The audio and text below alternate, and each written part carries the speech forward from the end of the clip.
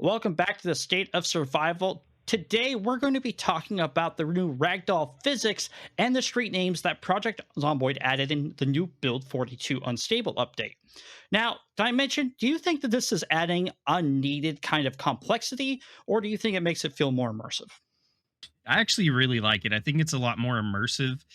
It also helps somebody like me who is really bad with directions, as you and Red know from DayZ. You guys can never find me because I never know what's around me. Apparently, it has already helped me in Project Zomboid.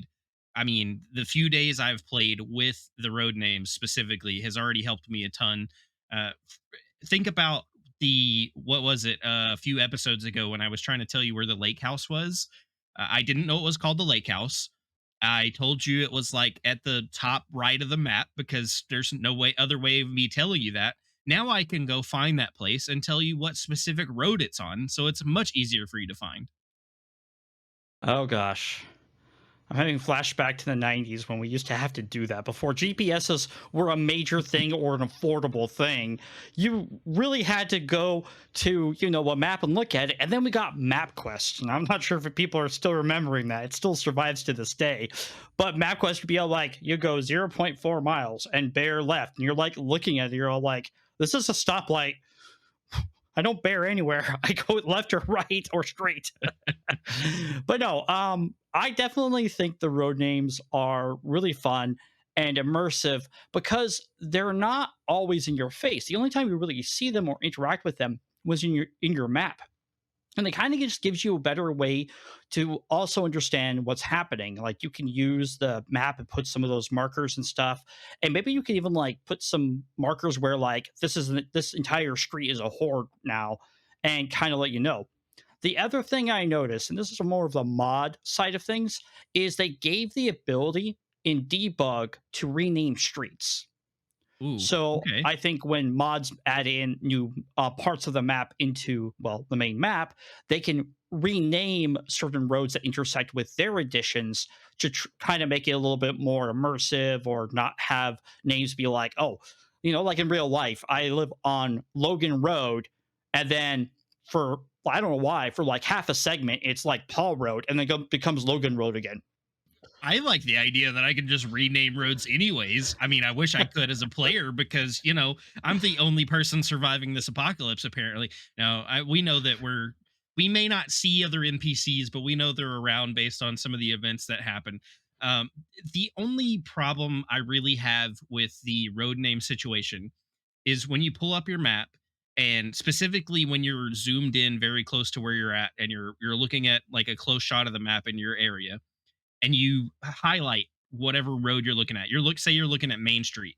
It pops up Main Street. It puts like a blue highlight across the road, which is not a huge deal if you're looking for a specific road name because it makes the road name a little bit bigger. It highlights the road. The problem is when you're not looking at the road name and you're trying to look at something else and you just kind of slide your cursor over to the road. I find it a little bit distracting when I'm looking at other things on the map and that big blue line keeps showing up. Uh, Again, it's not a huge deal. It's not a huge issue. It's kind of my preference type thing. I feel like the highlighting of that road and the text being bigger is very helpful when you're zoomed way out and you're trying to look at a big portion of the map. Maybe if it didn't show up when you were like once you reached a certain zoom point, if it went away, it would be yeah, I don't more visually pleasing to me, I guess. But again, that's literally me nitpicking something to complain about. I actually don't think you're nitpicking. I think it actually is kind of a little bit of a aggravator when you're trying to look at the places you want to go to.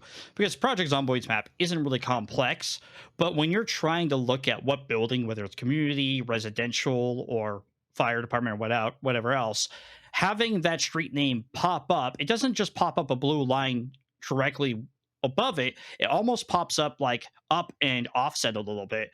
And I agree with you. If me having to zoom in that much means I no longer care about the name of the road, I'm now just trying to look at the details of the area around it. But that also goes into one of the other things they introduced this update, which is the Ragdoll physics.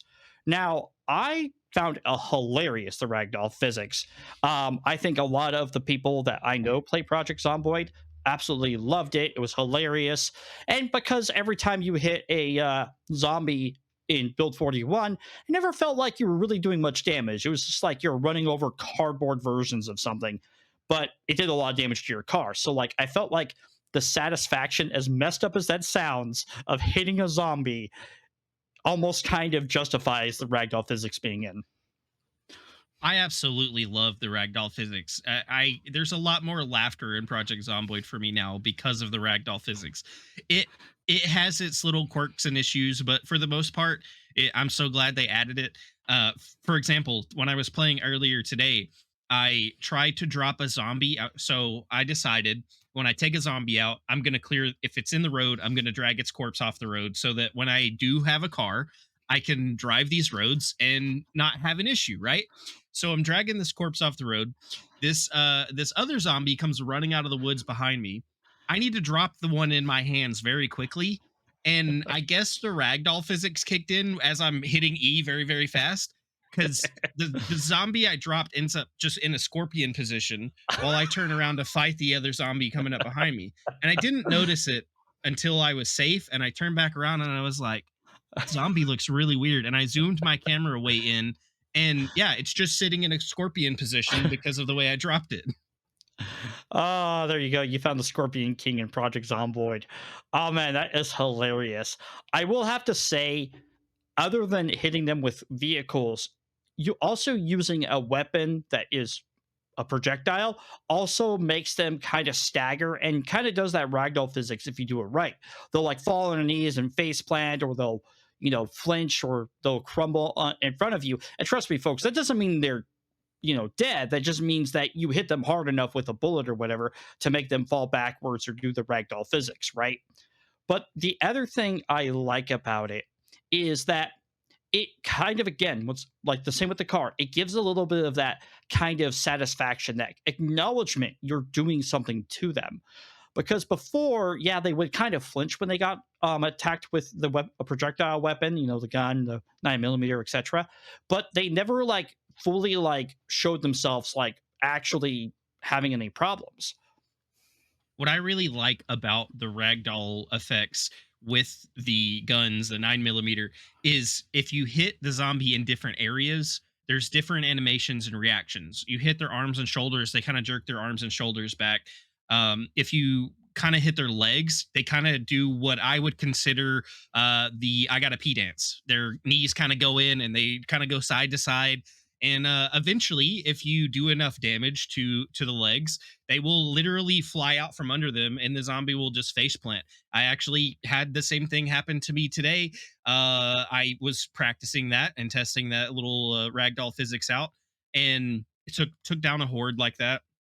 And I start walking away and I hear a growling, and I cannot figure out where this growling's coming from. I can't figure out what's happening, where this zombie's at. I got my spatial audio happening, so I kind of am trying to narrow it down. It turns out I did so much damage to one of the zombies' legs. It's just laying there on the ground, not even crawling anymore. And it's basically just like put me out of my misery. But that didn't happen from, before we had the ragdoll physics.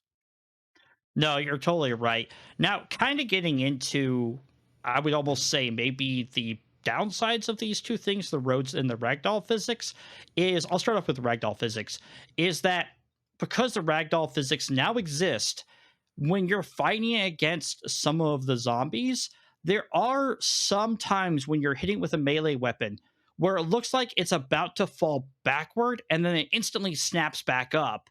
And that delay sometimes can be enough for you to start walking forward. And I've almost been bit multiple times because of that.